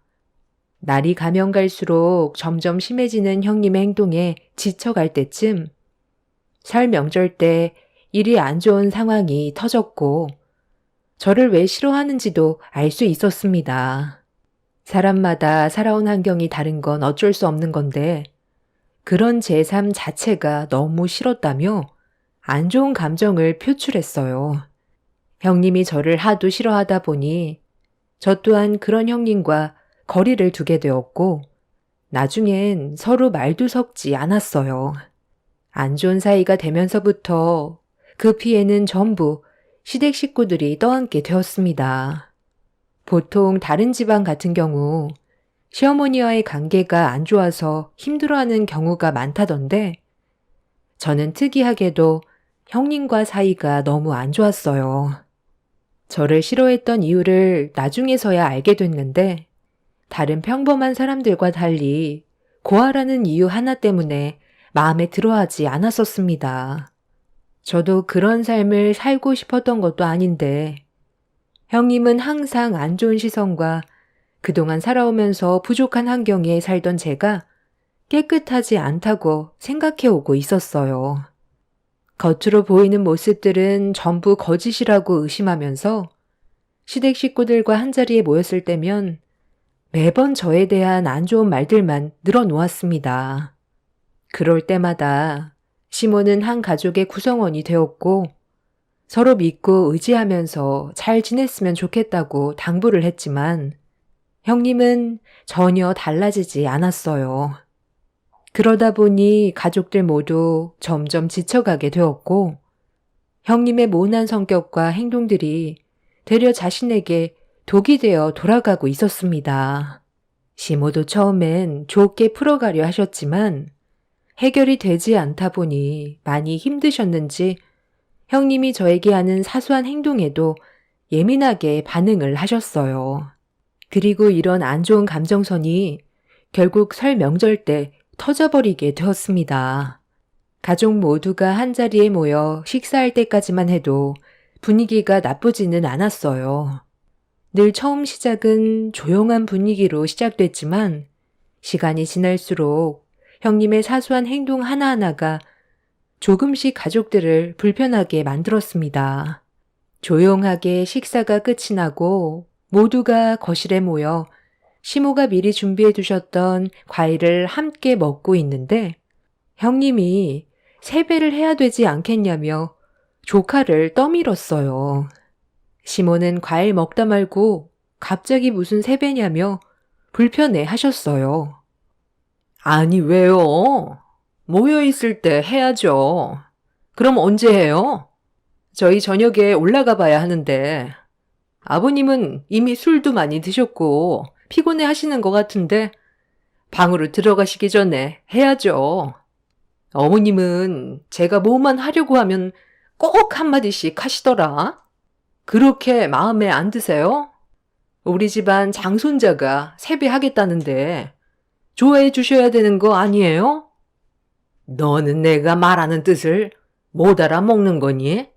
일단 정리가 좀 되고 나서 준비가 됐을 때 세배를 해도 늦지 않다는 건데 작은 며느리가 너희 시아버지랑 대화하고 있는 걸 봤으면서 갑자기 끼어들어 중간에서 차단을 하니까 얘기하는 거다. 작은 애가 임신 초기인 거 너도 모르는 거 아니잖아. 대화 도중에 갑자기 끼어드는 거 예의가 아닌 거 알면서 그런 식으로 행동하면 당연히 좋은 말이 나갈 순 없지. 눈치가 없는 거야. 아니면 작은 며느리한테 관심이 가는 게 꼴 보기 싫은 거니? 너는 꼭 작은 애한테 관심이 쏠리면 중간에서 차단을 하더라. 깜빡이 켜고 들어오면 누가 뭐라고 하니? 제발 눈치껏 좀 행동하자. 네. 제가 눈치 없이 행동해서 죄송합니다. 어머님 손자가 아까부터 세배하고 싶다고 했었는데 동서가 임신했다고 어머님 장손자는 안중에도 없는 것 같아 서운해서 끼어들었어요. 세배 받는 게 어려운 것도 아니고 잠깐이면 되는 건데 제가 이렇게까지 욕을 먹게 될 줄은 전혀 몰랐네요. 눈치 없는 저는 먼저 일어날게요. 그래. 그럼 일단 우리 장손자 세배부터 받도록 하자. 아까부터 기다렸다니까 서둘러 받아야지. 오늘 좋은 날인데 당신도 대충 넘어가자고. 시부는 분위기가 안 좋아지는 걸 느끼시곤 서둘러 세배를 받으셨어요.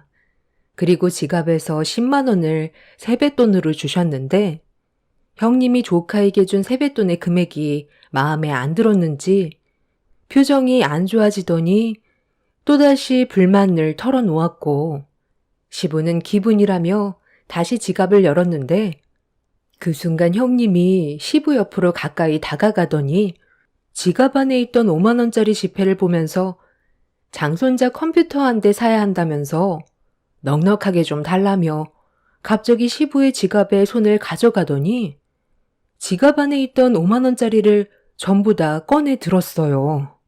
가족들 모두 형님의 돌발 행동에 당황했고 시모는 버릇없이 행동한 형님에게 한 소리 하려 하자 시부가 시모의 팔을 잡으며 고개를 절레절레 흔들었어요. 컴퓨터 장만한다는데 충분히 해줄 수 있는 거라고 더는 얼굴 붉히지 말라고 상황을 급하게 마무리 지으려 했습니다. 시모는 좋게 넘어갈 정도로 가벼운 상황은 아닌 것 같다며 시부모님이 보는 앞에서 돈을 세고 있는 형님에게 한마디 하셨습니다. 너 지금 뭐 하는 짓이야? 예의 없이 어린애 지갑에 함부로 손을 대? 내가 좀 전에 너한테 뭐라고 그랬니? 예의 없이 행동하지 말라고 그랬지? 아무리 버릇이 없어도 그렇지. 어떻게 시애비 지갑에 함부로 돈을 꺼내 어른들이 보는 앞에서 돈을 세고 있어? 이러니까 네가 욕을 얻어먹는 거다. 우리 집안 며느리로 들어온 지 하루 이틀 된 것도 아니고 10년이나 됐으면 눈치라도 있어야지. 어떻게 그때나 지금이나 너는 달라진 게 하나도 없냐? 당장 이리 내놓거라. 아니, 아버님이 괜찮다잖아요. 어머님 손자가 컴퓨터가 필요하다는데 이렇게까지 화내시면 기분 좋으세요? 아버님 지갑에서 제가 돈을 확 뺏은 것도 아니고 애교 부리면서 가져간 거잖아요. 어머님이 충분히 이해해 주실 수 있는 상황 아니에요? 왜 항상 저한테만 뭐라고 하시는 건데요? 어머님 잔소리 지긋지긋하다고요. 동서한테는 맨날 좋은 말만 해주고 저는 사소한 행동조차도 마음에 들어하지 않으시는데 정말 숨 막혀서 못 살겠어요. 어머님이랑 얼굴 안 보며 살고 싶다고요. 나이를 헛먹었구만. 네가 그 모양 그 꼴이니 애가 뭘 보고 배우겠어? 앞으로가 막막하다 막막해. 내 얼굴 보고 싶지 않으면 다음부터 오지 마라. 나는 너 얼굴 보고 싶은 줄 아니? 맨날 불만 투성해. 예의라고는 눈꽃만큼도 없고 거기에다가 질투는 또 왜 이렇게 많은지.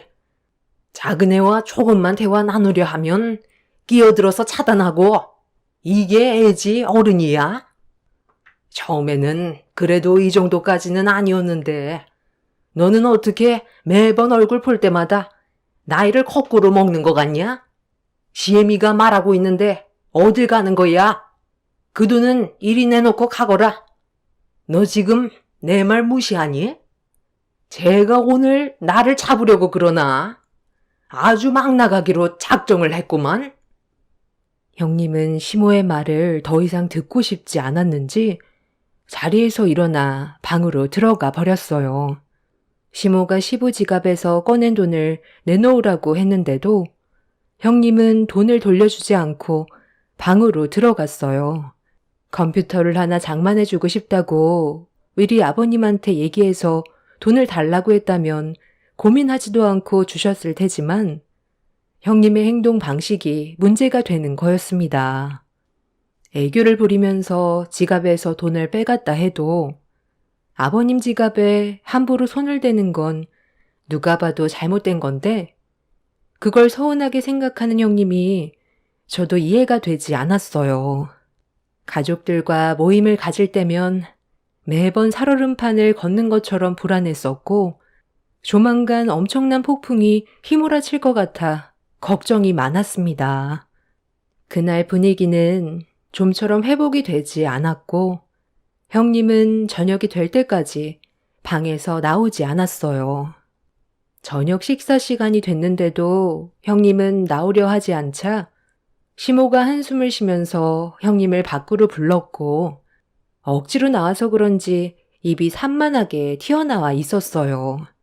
시모는 더 이상의 안 좋은 분위기를 만들고 싶지 않았는지 최대한 침착하게 대화로 풀어나가셨어요. 시모는 얼굴 붉히면서 살고 싶지 않다며 행동을 하기 전에 한 번 더 생각하라며 상황을 좋게 마무리 지으셨고 형님도 좀 전에 있었던 일들에 대해서는 죄송하게 생각한다면서 일을 크게 만들지 않으려 했어요.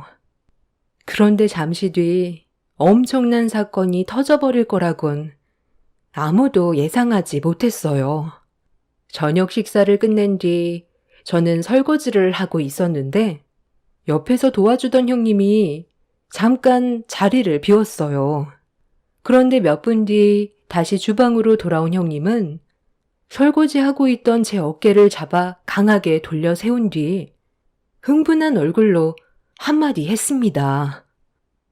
너지? 솔직하게 얘기하는 게 좋을 거야. 너, 좀 전에 화장실 간다고 자리를 비웠을 때 가족들 모두 식사하고 있었잖아. 그 잠깐 사이 어디 갔다 온 거야? 형님, 갑자기 왜 그래요? 무슨 말을 하는 건지 전혀 모르겠어요. 화장실 갔다가 바로 자리에 앉았잖아요. 제가 어디를 다녀와요?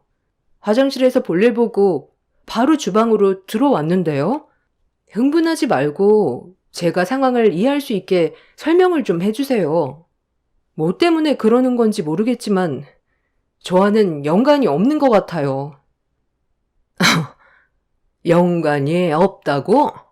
아까 밥 먹을 때 너만 자리를 비웠었는데 어떻게 연관이 없을 수가 있어? 내 방에 들어왔잖아. 마지막으로 기회 주는 거야. 네가 가져갔지? 아니, 무슨 마지막 기회요. 그리고 제가 뭘 가져갔다는 건데요? 무슨 말을 하는 건지 하나도 모르겠어요. 제가 형님 방에서 뭘 가져가기라도 했다는 건데요. 그래, 네가 가져갔잖아. 아버님이 우리 아들한테 세뱃돈으로 주신 80만 원. 그게 없어졌다고. 밥 먹기 전까지 돈이 있는 걸 분명히 확인했는데 지금 다시 확인하니까 80만 원이 사라져 버렸다고. 그 돈 우리 아들 컴퓨터 사주려고 힘들게 받은 거 두 눈으로 봤으면서 어떻게 그걸 가져갈 수가 있어? 제가 왜 그 돈을 가져가겠어요? 저는 형님 방에 들어간 적도 없어요. 잘 찾아봤어요? 아까 화장실 갔다가 바로 주방으로 들어왔지. 다른 곳으로 간 적은 없다고요. 그걸 내가 어떻게 믿어? 너라면 충분히 그러고도 남지. 너는 고아잖아. 남들과 다른 환경에서 살아왔고 삶이 힘들었으니까 눈앞에 보이는 돈에 갑자기 욕심이 났겠지. 고아원 출신들 대부분이 손버릇이 안 좋다던데 너도 마찬가지 아니야? 그런 곳에서 제대로 된 교육을 받았겠어? 나 지금 많이 참고 있거든? 오늘 어머님 때문에 기분 상당히 안 좋은데 더 이상 감정 터뜨리고 싶지 않으니까 좋은 말 할 때 당장 80만 원 가지고 와. 마지막으로 경고하는 거야. 형님, 지금 오해를 한 것 같은데요. 저는 형님 방 근처에도 간 적이 없어요. 제가 한두 살 먹은 나이도 아니고 고작 80만 원 때문에 제 손을 더럽히겠어요? 그리고 방금 뭐라고 했어요? 고아원 출신이면 손버릇이 안 좋다고요? 제가 고아라서 저부터 의심을 하는 것 같은데 일반 가정에서 자란 애들보다 훨씬 더 엄격하게 교육을 받으면서 살았어요. 사회로 나오면 그런 안 좋은 시선들 때문에 조금이라도 책 잡힐까봐 철저하게 교육을 받고 나온다고요. 옳고 그른 게 무엇인지 모르는 나이도 아니고 가족들끼리 있는 지금 이 공간에서 제가 왜 도둑질을 하겠어요? 괜히 죄 없는 사람 도둑으로 몰고 가지 마세요. 이것 봐라. 도둑질만 배운 게 아니라 거짓말까지 배웠나 보네. 우리 가족 중에 도둑질할 사람이 너 말고 누가 있겠어? 고아라고 했었을 때부터 느낌이 안 좋더구만. 그동안 그 손버릇 어떻게 참고 살아왔대? 우리가 모르는 동안 집안의 물건들을 하나둘 훔쳐갔던 거 아니야? 너 가방 좀 내놔봐. 뭐가 들었는지 확인 좀 해봐야 되겠어. 아니, 저 정말 아니라니까요. 다시 한번 찾아보세요. 아니면 가족들 모두 모아서 돈이 없어졌다고 물어보면 되잖아요. 아주버님한텐 물어봤어요? 그냥 딱 봐도 네가 훔쳐갔는데 어디서 잔머리를 굴리고 있어? 가방 내놓으라니까. 얼굴 표정 관리가 안 되네. 다른 사람은 속여도 나는 절대 못 속여. 우리 아들 컴퓨터 살 돈 80만 원 당장 내놔.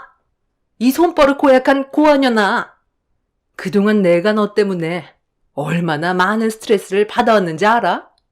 당장 토해내라고. 형님은 설거지 중이었던 저를 고아라는 이유 하나로 도둑으로 몰고 가더니 머리채를 잡아 사정없이 흔들었어요. 임신 중이었던 저는 순간적으로 너무 놀라 비명을 질렀고 주방이 난장판이 될 정도로 형님의 손에 끌려 다녔습니다. 저는 배가 모서리에 부딪히기라도 할까봐 무서워서 양손으로 배를 움켜쥐었고 형님한테 뱃속에 아이가 위험해질 것 같다고 얘기했는데도 제 말은 아예 들으려 하지 않았습니다. 하필 그때가 이장님이 명절 음식 나눠주신다고 오셔서 가족들 모두 마당으로 나가 있던 상황이라 도움을 요청해도 밖에서 들리지가 않았는지 아무도 집 안으로 들어오지 않았어요. 그렇게 형님에게 머리채를 잡힌 뒤 사정없이 주방을 휩쓸고 다니던 저는 아이한테 문제가 생길까봐 형님한테 그만하라며 세차게 밀쳤는데 키가 크고 힘이 장사였던 형님은 제가 한마디 할 때마다 그 입 좀 다물라면서 그날 있었던 스트레스를 전부 다 저에게 풀어버리는 것 같았습니다. 그렇게 한참 동안 제 머리채를 잡고 흔들던 형님은 체력이 많이 빠졌는지 거친 숨을 고르며 잠깐 멈췄는데 그 순간 뒤에서 시모가 형님이 제 머리채를 잡는 모습을 보시곤 양손에 들고 있던 명절 음식을 바닥으로 떨어뜨렸어요. 뒤이어 가족들이 줄지어 들어왔고 흥분을 가라앉힌 형님은 그제야 상황 파악이 됐는지 급하게 제 머리채를 잡고 있던 손을 놓았지만 이미 난장판이 되어버린 주방과 만신창이가 돼서 배를 움켜쥐고 있던 저를 보곤 시모는 이성을 잃어버려 형님의 머리채를 잡아 물이 가득 들어있던 개수통에 머리를 쳐박아 버렸습니다. 형님은 그럴 만한 이유가 있었다며 자기 말 좀 들어달라고 했지만 형님보다 더 힘이 장사였던 시모는 들을 필요도 없다면서 형님의 머리를 개수통에 넣었다 뺐다를 반복했어요. 뒤이어 주방으로 들어왔던 가족들이 시모를 뜯어 말렸고 형님은 자기가 잘못한 게 아니라면서 제가 돈을 훔쳐가서 벌어진 일이라며 가식적인 눈물을 흘렸어요. 어머님은 제가 왜 이렇게까지 했는지 들어보려 하지도 않고 무작정 행동부터 옮기시면 어떡해요? 동서가 아버님이 주셨던 80만 원을 훔쳐갔다고요. 이래서 제가 고아 출신은 안 좋다고 했잖아요. 아까 식사할 때 혼자 자리에서 일어나 화장실 가더니 방에 들어가서 80만 원을 훔쳤다니까요. 그런데 계속 자기가 안 가져갔다고 거짓말을 하잖아요. 누가 봐도 동서가 가져간 게 확실한데 저한테 거짓말을 하니까 얼마나 화가 나겠어요?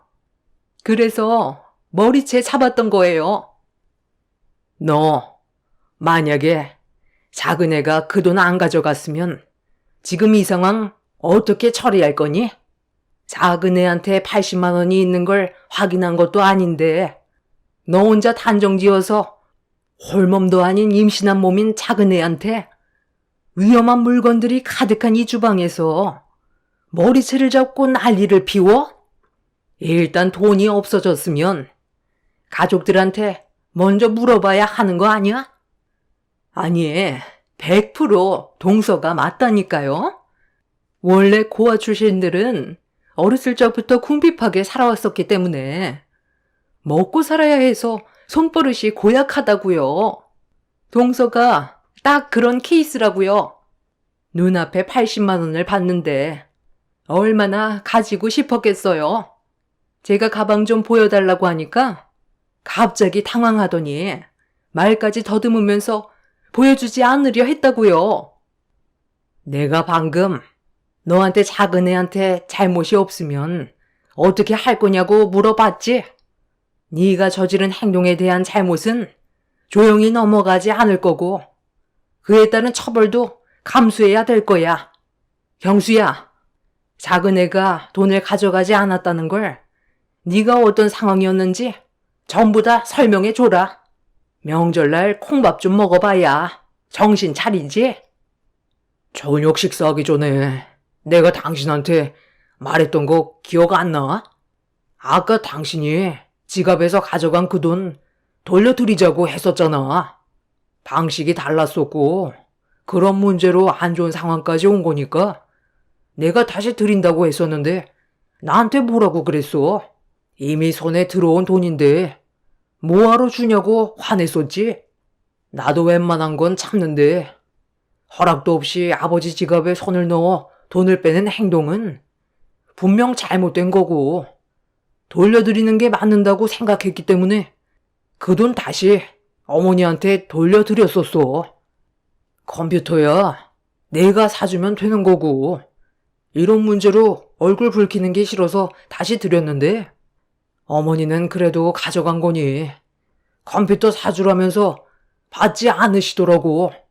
그래서 다시 방에 들어가 돈을 당신 가방 안에 넣으려 했는데 그때 마침 이장님이 들어오셔서 급하게 밖으로 나가느라 돈을 내 주머니에 넣어놨었거든. 그런데 그 잠깐 사이에 이런 일이 벌어진 거야. 돈이 없어졌으면 일단 나한테 먼저 얘기해야 되는 게 맞는 거 아니야? 당신은 재수 씨가 고아였고 마음에 안 드니까 먼저 의심을 한 거고 아니라는 말을 했는데도 아예 들으려 하지도 않았잖아. 왜 이렇게 생각 없이 행동하는 거야? 재수 씨보다 나이도 훨씬 많은 사람이 어른답지 못한 행동을 왜 계속 하는 거냐고. 이제 어떻게 할 거야? 자, 봐봐. 내가 돈을 가지고 있잖아. 당신 처음부터 계속 잘못을 해와놓고 왜 재수 씨한테 탓을 돌리는 건데? 아니, 당신이 그 돈을 왜 가지고 있어? 나한테 미리 말을 했어야지. 나는 그런 사실도 전혀 모르고 있었잖아. 한마디라도 더 해줬으면 이런 일은 없었을 거라고. 큰아들이 네가 한 행동 때문에 얼마나 마음에 걸렸으면 돈을 돌려주려 했었겠어. 그래도 상식적으로 생각을 해봐라. 돈이 없어졌으면 먼저 누구한테 물어봐야 돼? 좀 전에 그런 대화를 나눴던 네 남편한테 물어봐야 되는 게 맞는 거잖아. 고아 출신이면 앞뒤 무시하고 무작정 머리채부터 잡아도 된다는 거야? 아주버님 손에 들려있던 돈을 본 형님은 동공이 흔들렸고 온 가족의 따가운 시선에 상황을 수습하려 했지만 이미 돌이킬 수 없게 되어버렸습니다. 형님은 오해를 만든 아주버님 때문에 벌어진 거라면서 급하게 그 자리를 회피하려고 방으로 들어가더니 짐을 싸가지고 나와 도망치려 하고 있었어요. 시모는 그런 형님을 붙잡더니 어딜 가냐고 캐리어를 뺏었고 형님은 집으로 돌아갈 거라면서 시모 손에 쥐어진 캐리어를 다시 뺏으려는데 그 순간 캐리어가 열리면서 또 다른 충격 반전이 눈앞에 펼쳐졌습니다. 캐리어 안에 물건들이 밖으로 튀어나왔는데 바닥에 흩어진 금품들이 눈에 들어왔어요. 아니, 이게 왜 너한테 있는 거냐? 아니, 정말 어이가 없네. 작은 애를 도둑으로 몰더니 내 금품들은 왜 여기에서 나온 거냐고? 이것도 작은 애가 꾸민 일이라고 말할 거니? 그거요? 좀 전에 어머님이 마당으로 나가셨을 때 방문이 열려있길래 닫으려 했는데 화장대 위에 액세서리가 너무 이뻐서 잠깐 착용해 봤거든요. 그런데 며칠 뒤에 제가 중요한 모임이 있는데 그때 착용하고 나가면 괜찮을 것 같아 며칠만 쓰고 다시 돌려드리려 했었어요. 가족들끼리 그 정도는 할 수 있잖아요. 내가 이 액세서리 찾고 있었다면 너는 또 작은 며느리를 범인으로 몰고 가려 했었겠네. 고아 출신 들먹거리면서 방금처럼 똑같이 행동했겠지. 어머님은 저를 뭘로 보고 그렇게 판단하세요? 좀 전에 있던 상황은 충분한 오해의 소지가 있던 거라고요. 이건 그냥 제가 잠깐 빌려던 것 뿐이었어요. 나는 너를 절대로 용서할 수가 없을 것 같다. 아무리 가족이라 해도 봐줄 수 있는 것도 한계가 있거든.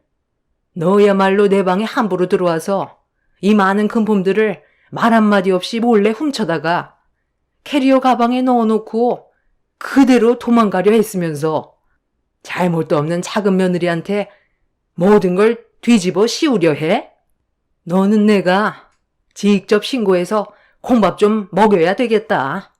우리 집안에서 너는 영구 제명이니? 내 아들과도 이만 끝내거라. 너 하나로 집안 전체가 쑥대밭이 되는 거 더는 못 보겠다. 어머님, 잠깐만요. 별것도 아닌 문제로 정말 경찰에 신고하려고요? 가족들끼리 이 정도는 정말 사소한 일이라고요. 살면서 누구나 한 번쯤은 겪을 수 있는 에피소드인데 왜 상황을 악화시키려 하세요? 제 잘못 인정할 테니까 그만 확 가라앉히세요. 앞으로 제가 잘하면 되잖아요. 좋게 풀면 안 될까요? 시몬은 더 이상 형님의 말을 들으려 하지 않았어요. 그리고 그 자리에서 경찰에 신고를 했고 가족들 모두 형님을 바라보기만 할 뿐 아무도 말리지 않았어요. 아주버님 또한 형님의 캐리어 가방에서 시모의 금품이 쏟아져 나온 걸 두 눈으로 확인하는 순간 많은 실망을 했는지 방으로 들어가 버렸습니다.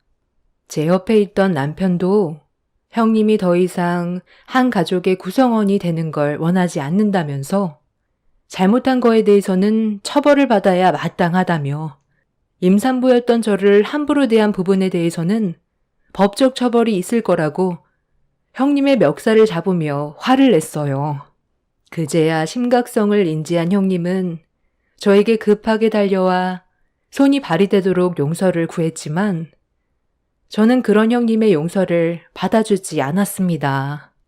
시몬은 저한테 가까이 붙지 말라면서 형님의 뒷덜미를 잡아 끌어 패대기를 쳤어요.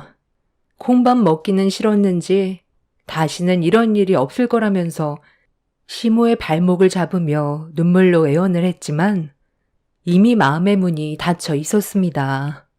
결국 잠시 뒤 경찰이 들어와 형님이 저지른 행동들에 대한 조사가 진행이 되었고 저희 가족은 형님을 상대로 법적 소송을 제기했어요.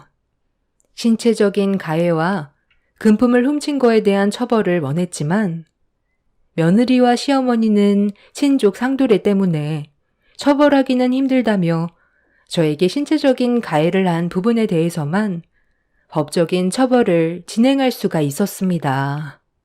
형님은 임산부인 걸 알면서도 신체적 가해를 멈추지 않았던 행동들에 대한 죄질이 나쁘다는 결정을 내린 판사는 형님에게 징역 6개월을 선고했는데 자신의 잘못을 인정하지 않고 되레 항소를 하면서 징역은 너무하다고 법정에서 난리를 쳤어요. 판사는 조금의 뉘우침도 없는 형님의 태도를 괘씸하게 보고 징역을 8개월로 형을 늘렸습니다. 그리고 이 일로 인해 아주버님과 형님은 이혼까지 고려 중이고 현재 아주버님이 조카를 데리고 유학 준비를 하고 있는 것 같아요. 형님은 항상 저에게 고아 출신이라고 무시하면서 괄시를 했었지만 제가 노력하면 좋은 관계로 발전할 수 있을 줄 알았는데 결국 결말은 안 좋게 끝이 나게 될 것 같네요. 하지만 한편으론 잘된 결정인 것 같아요. 조카를 생각했을 땐 마음이 아프지만 모난 성격을 가지고 있던 그 사람이 빠지게 되면 모두들 평온을 되찾을 것 같습니다. 이혼은 아주버님의 뜻에 달렸지만 결과가 어찌됐든 다시는 그 얼굴 마주할 일 없을 겁니다. 개선의 여지가 없는 인간은 확실하게 차단하는 게 맞는 것 같거든요. 한 사람이 얼마나 많은 영향을 줄 수 있는지 이번 일을 통해 알게 되었어요. 2번 다시 우연이라도 만날 일이 없었으면 합니다. 서로 충분히 잘 지낼 수 있었는데 그렇게 되지 않았다는 게 안타깝지만 그 인간 본성이 그런 건데 어쩌겠어요. 앞으로 조카를 생각해서라도 본이 되도록 남은 인생은 제대로 살았으면 좋겠습니다. 제 사연을 들어주신 여러분들께서도 가족들과 헐뜯기보단 서로 이해하고 배려하면서 좋은 관계를 유지하시길 바랄게요. 오늘 하루도 마무리 잘 하시길 바랍니다. 감사합니다.